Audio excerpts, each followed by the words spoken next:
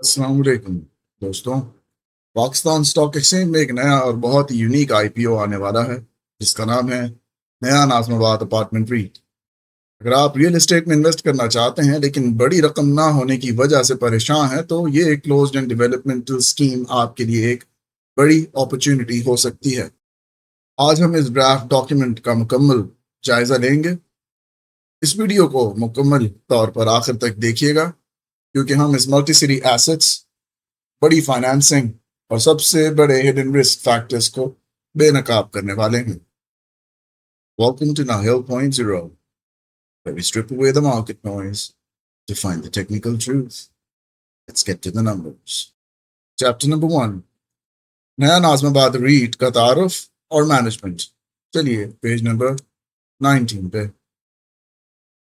नया Nazimabad apartment REIT एक limited shelf life closed end sharia compliance scheme है जिसकी टोटल लाइफ टेंटेटिव 120 मंथ्स बनती है, यानी जून 2032 तक।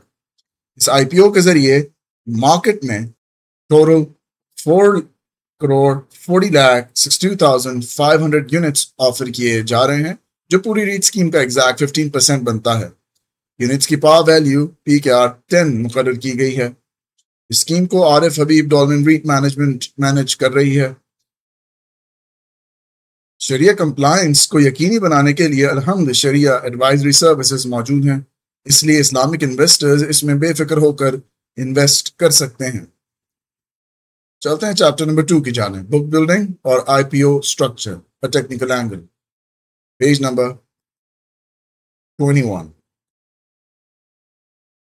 देखिए, आईपीओ में 75% हिस्सा approximately 33 million units book building के जरिए इंस्टीट्यूशनल और हाई नेटवर्थ इन्वेस्टर्स को ऑफर होंगे।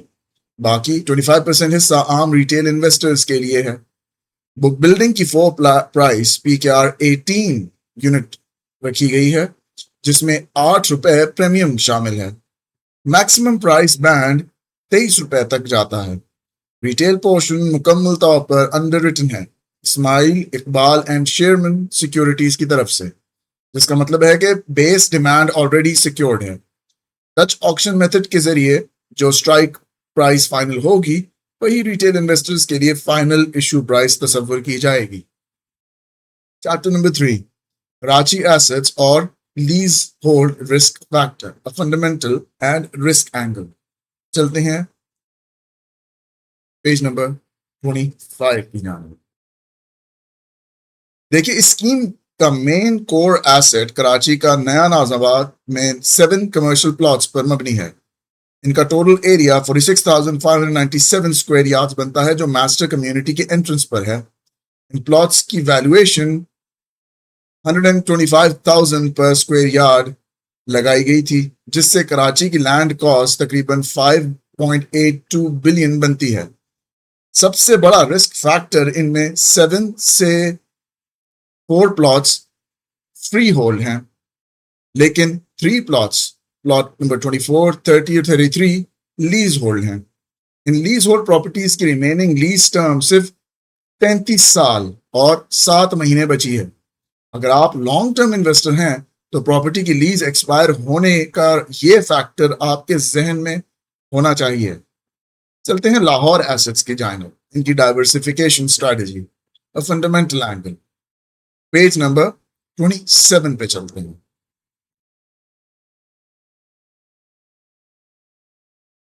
देखिए, पोर्टफोलियो को डाइवर्सिफाई करने के लिए लाहौर में 2 प्राइम प्रॉपर्टीज एक्वायर की गई हैं।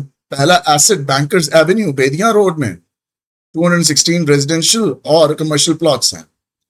बैंकर्स एवेन्यू की एक्विजिशन कॉस्ट तकरीबन 3.37 बिलियन रुपीस बनती है। इसे इंडिविजुअल प्लॉट्स डेवलप करने के आगे बेचा जाएगा।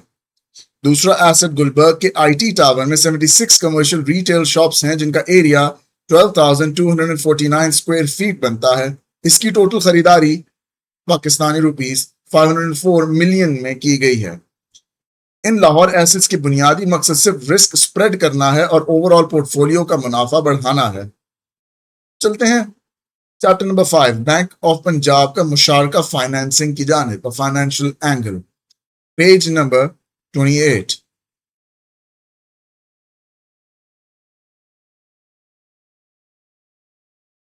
देखिए, जमीन खरीदने और कंस्ट्रक्शन के लिए रीट स्कीम ने बैंक ऑफ पंजाब से बहुत बड़ी 7 अरब 7.78 बिलियन 7.78 अरब की मुशारका फाइनेंसिंग फैसिलिटी ली है।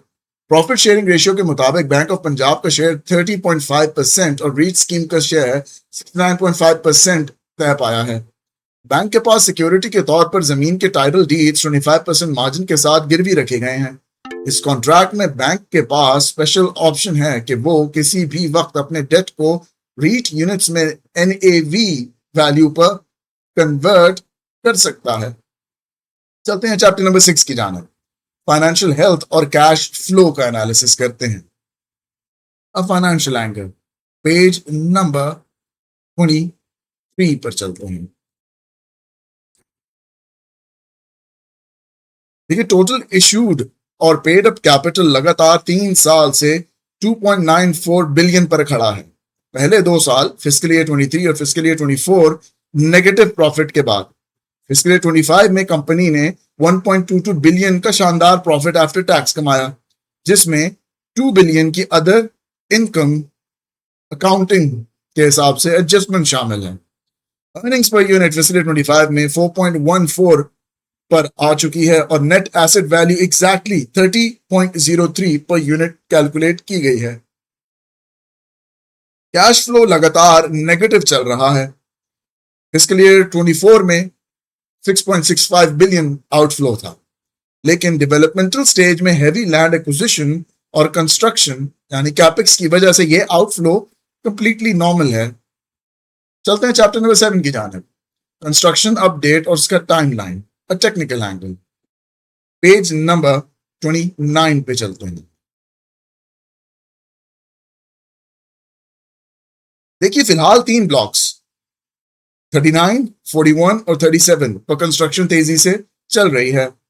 41 के दोनों टावर्स 28 फ्लोर्स ईच में बेसमेंट और लोअर ग्राउंड मुकम्मल हैं।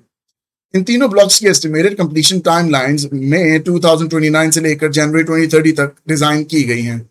बाकी बचे 4 प्लॉट्स 24, 30, 33 और 35 का काम बाद में शुरू किया जाएगा। यह टाइमलाइन दिखाती है कि यह scheme proper slow burn long term developmental project है। चलते हैं चैप्टर 8 की जानिब, सेल्स परफॉर्मेंस और total project cost, financial business angle, page number 33। पूरे प्रोजेक्ट कराची और लाहौर को मिलाकर की total estimated completion cost 78.75 billion calculate की गई है। इसका बड़ा हिस्सा कस्टमर एडवांसेस से फाइनेंस होगा। सेल्स का डेरा बहुत पॉजिटिव है।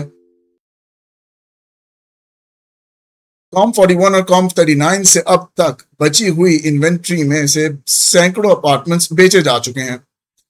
41 और 39 की सोल्ड इन्वेंट्री यानी अपार्टमेंट्स और शॉप्स मिलाकर इनकी मालियत लगभग 13.8 बिलियन 13.8 अरब तक पहुंच चुकी है। एक्चुअल कैश कलेक्शन भी लाजवाब है। 41 और 39 से कंपनी अब तक अरबों में कस्टमर एडवांसेस कैश की सूरत में कलेक्ट कर चुकी है, जो प्रोजेक्ट एग्जीक्यूशन के लिए ऑक्सीजन का काम करती है। अब चलते हैं चैप्टर नंबर 9 की जानिब, हिडन रिस्क्स और regulatory disclosures, fundamental critical angle. देखिए, सबसे पहले तो डिविडेंड रिस्क क्या है। ये एक डेवलपमेंटल स्कीम है। इसका मतलब आपको इमीडिएट रेगुलर डिविडेंड नहीं मिलेगा। जब कंस्ट्रक्शन कंप्लीट होगी और कैश रियलाइज होगा तभी पे आउट शुरू होंगे।